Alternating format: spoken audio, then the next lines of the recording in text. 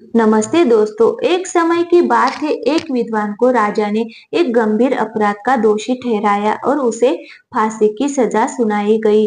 क्योंकि वह व्यक्ति बहुत ही विद्वान था, इसीलिए राजा ने उसकी विद्वता का सम्मान करते हुए कहा कि अगर तुम मेरे एक सवाल का सही उत्तर दे दोगे तो मैं तुम्हें माफ कर दूंगा। विद्वान ने सिर झुकाकर पूछा, क्या प्रश्न है महाराज? राजा ने कहा, सवाल सरल है लेकिन उत्तर खोजना मुश्किल है। इस पर विद्वान ने कहा कि महाराज, आप सवाल तो बताओ, मैं उत्तर खोजने का प्रयास करूंगा। इस पर राजा ने पूछा कि बताओ, स्त्री वास्तव में चाहती क्या है?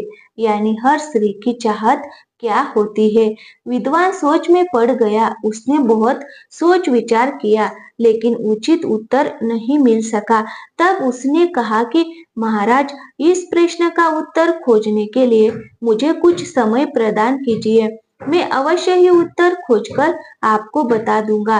राजा ने उसे 1 साल का समय दिया और कहा कि आज से ठीक 1 साल के अंदर अगर तुम इस सवाल का जवाब नहीं बता पाए तो तुम्हें बिना कोई अवसर दिए फांसी दे दी जाएगी। विद्वान इस बात पर सहमत हो गया और राजा के प्रश्न का उत्तर जानने के लिए निकल पड़ा। विद्वान ने पूरे राज्य में घूमकर कई ज्ञानी पंडितों और साधु संतों और सामान्य लोगों से ये सवाल पूछा, लेकिन हर कोई अलग अलग जवाब देता। कोई कहता धन तो कोई कहता सम्मान, किसी ने कहा प्रेम तो किसी ने कहा सुरक्षा, पर कोई उत्तर ऐसा नहीं था जो उसकी समस्या सुलझा सके। तभी किसी ने उसे सुझाव दिया कि दूर जंगल में एक भूतनी रहती है। कहा जाता है कि वह हर सवाल का उत्तर जानती है। आखिरी उम्मीद के सहारे विद्वान उस भूतनी के पास पहुंचा और उससे अपना प्रश्न पूछा। भूतनी हंसी और बोली कि मैं तुम्हें इस प्रश्न का सही उत्तर बता सकती हूँ, लेकिन मेरी एक शर्त है कि तुम्हें मुझसे विवाह करना होगा। विद्वान स्तब्ध रह गया, लेकिन जल्द ही उसने सोचा कि अगर सही उत्तर नहीं मिला तो मेरी जान तो वैसे भी चली जाएगी। क्यों ना मैं इस भूतनी की शर्त मान लेता हूँ, शायद इसके उत्तर से मेरी जान बच सके। ये सोचकर उसने भूतनी की शर्त मान ली और वहीं पर भूतनी के साथ विवाह कर लिया। विवाह होते ही भूतनी ने कहा, तुमने मेरी शर्त मान ली, इसीलिए मैं तुम्हें खुश करने के लिए एक और सौगात देती हूँ।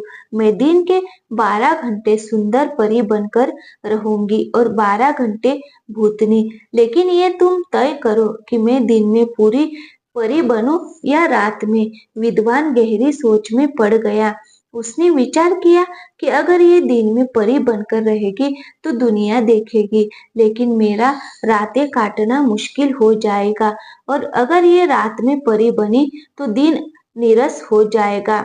अंत में उसने मुस्कुराते हुए कहा कि प्रिय, तुम्हें जो भी अच्छा लगे तुम वही करो, मेरी खुशी तुम्हारी मर्जी में है। विद्वान की बात सुनकर भूतनी भावुक हो गई। उसने कहा, क्योंकि तुमने क्योंकि तुमने मुझे अपनी मर्जी का अधिकार दिया है, इसीलिए मैं हमेशा के लिए परी ही बनकर रहूंगी। और फिर उसने विद्वान को स्त्रियों की सबसे बड़ी चाहत का उत्तर बताया। उसने कहा कि स्त्री हमेशा अपनी मर्जी से जीना चाहती है।